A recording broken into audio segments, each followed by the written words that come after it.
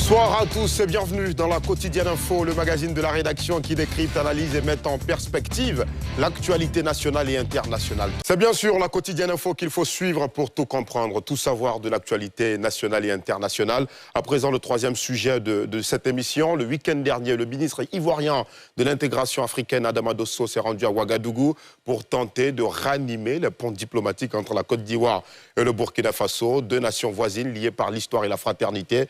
Mais après des années de méfiance et des accusations récurrentes, marquées parfois par un ton acerbe, peut-on vraiment espérer un retour à la confiance? La mission de Dosso suffira-t-elle à apaiser les tensions et à redéfinir un nouveau pacte de bon voisinage? Et pour discuter de ce sujet, Kabri Yamba est en duplex avec nous depuis Bondoukou, la ville aux 1000 mosquées. Bonsoir Kabri Yamba, merci d'être avec nous ce soir. Bonsoir Alassane, bonsoir mes co-panélistes de LCI, la quotidienne. Alors c'est le président Ouattara qui a envoyé le ministre Adama Dosso à Ouagadougou. Selon vous, Kabré, qu'est-ce que ça révèle, cette visite à Ouagadougou, sur la priorité diplomatique d'Abidjan aujourd'hui?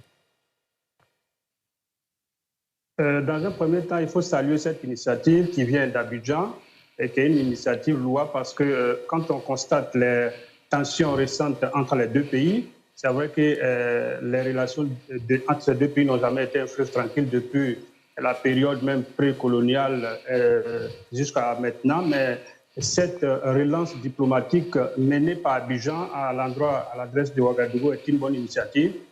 Si vous êtes d'accord avec moi que le principe d'Abidjan est la pacification de ces rapports entre le Burkina Faso et la Côte d'Ivoire, et malgré toutes les accusations qui sont souvent portées contre le régime d'Abidjan, on a même constaté quand même que le climat est resté presque paisible du côté d'Abidjan, un silence diplomatique, un silence intelligent qui souvent peut faire prospérer ces genres d'initiatives. Et nous saluons de prime abord cette décision de renforcer ou de renouer le contact avec Ouagadougou pour régler un tant soit peu ces incompréhensions, ces divergences et relancer pratiquement la fraternité entre les deux pays. Alors, les critiques, les accusations de Ouagadougou envers Abidjan sont quand même particulièrement graves et très dures. Est-ce que vous pensez réellement qu'avec cette initiative, ce premier pas fait par Abidjan, le Burkina se reconsidérerait sa position, malgré ces accusations très graves? Bon, avant de rebondir sur ces accusations, permettez-moi, même si on ne peut pas remonter l'histoire, on peut quand même l'effleurer et puis faire le constat que les relations entre la Côte d'Ivoire et le Burkina n'ont jamais été un fleuve tranquille, comme je l'ai dit. Il y a eu des tensions, pratiquement comme je le qualifie, de décalage idéologique entre les deux pays.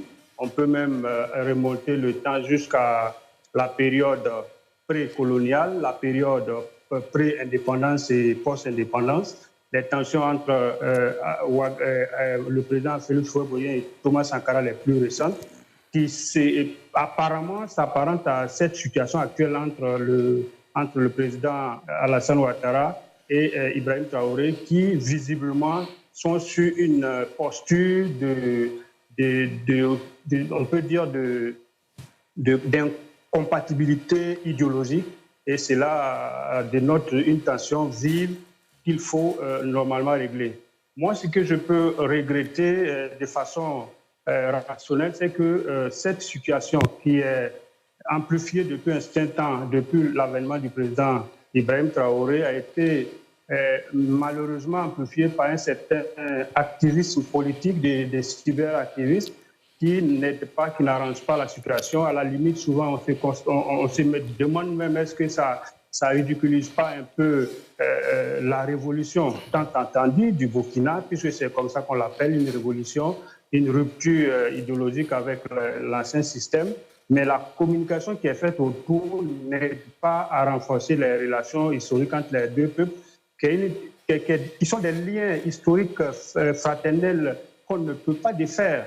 Et si vous permettez, sans faire de vie privée, je voudrais vous dire que, malgré ces tensions régulières entre ces deux pays, les deux populations ont quand même su garder l'essentiel, ont su commercer de façon intelligente, malgré les tensions, les divergences politiques temporaires, occasionnelles. Très bien. Moi, si vous parle, moi, ma première fille Ma première fille est née en 2000, à une période critique où il y avait une tension après le coup d'État de 99, à la période du régime Gueye, qui est née d'une mère Gabou Bété.